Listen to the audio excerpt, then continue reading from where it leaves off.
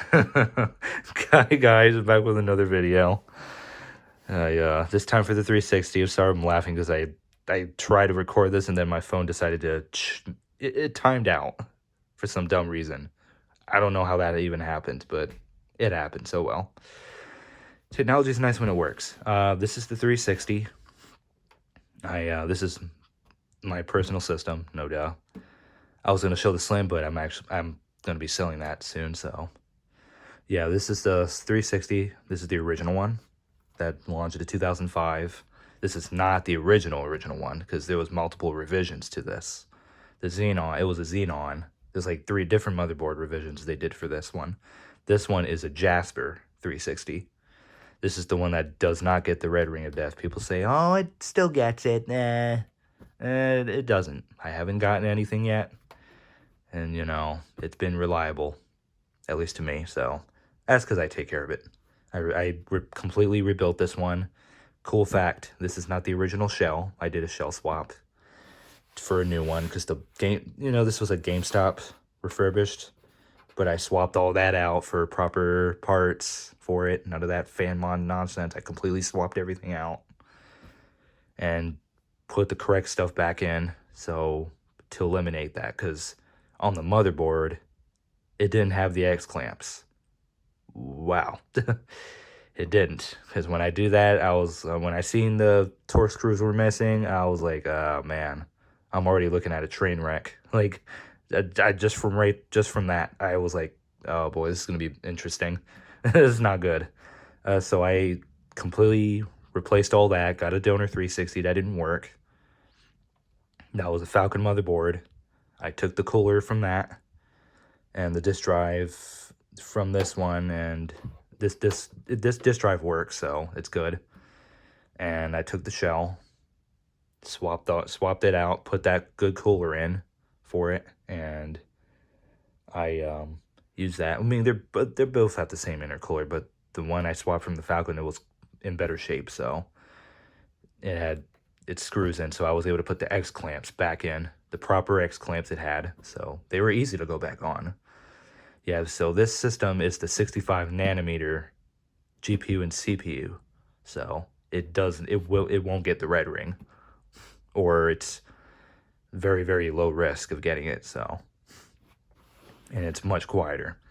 Yeah, and the power brick right here, this is the power brick. It's a small one, where the Xenon Falcons, they were much longer. They're probably like this long from it, like that long. It was pretty long because this one's 150 watt, Falcon 175, and then the Xenon is 203. This one has been it's been good to me so far, so, because I completely rebuilt it.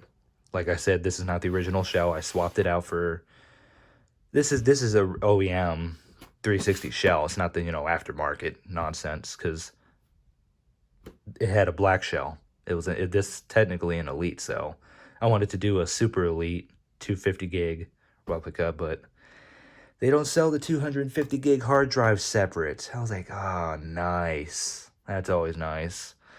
So I was like, screw it. I'll just stick with the 60 gig hard drive then. And just, you know, yeah, fun. Because the shell was dark. It's like a dark gray. It's not necessarily black. And then the thing was black. I was like, there's like 3 other colors. I'm like, yeah, I don't like that. So swap it out. Put a new one on. So, yeah. Anyways, I'm rambling on. Yeah, it's a very, this thing has quite the backstory, but I wouldn't have enough time to talk about it. So back here, HDMI, AV, Ethernet, and then that's a USB. This right here kind of broke. I don't know how that happened, but that's how it came. That's the power brick. Now even this since this is the Jasper, it would be different from the other power bricks. The layout would be different. This one, I actually put the Jasper labeling actually rubbed off. What the heck? So yeah, I don't know why that rubbed off. Excuse me. I just had oatmeal, so I'm burping like crazy. Excuse me. Sorry. This is a Jasper I put there because this is the top of it's from actually a Xenon.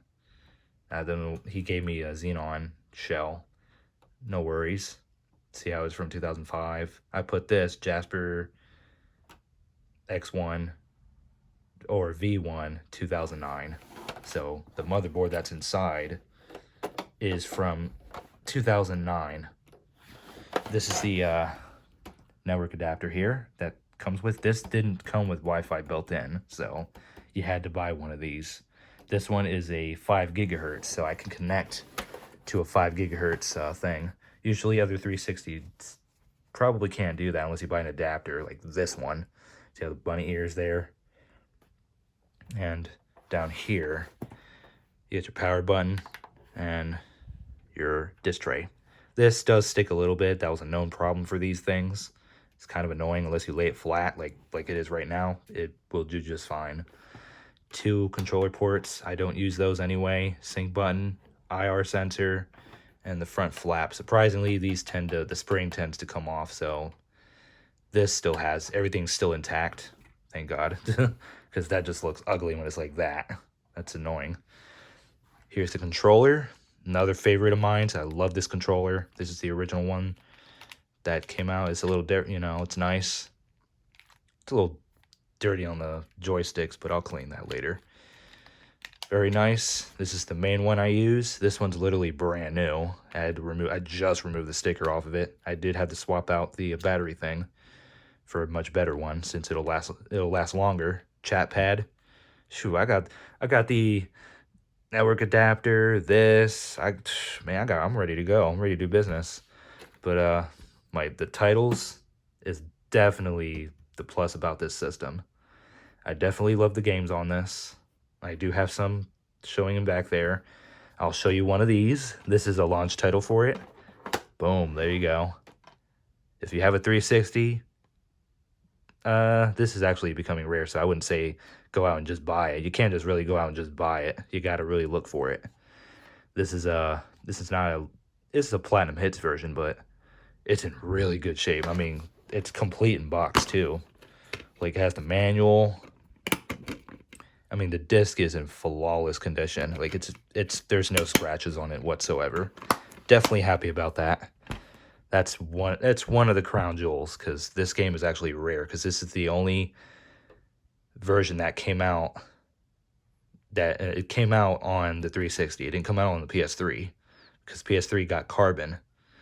Because this was a 6th gen title, but this was a cross-gen release. This is the only one that released in HD for just this one. I got other titles like, and you got to have this too.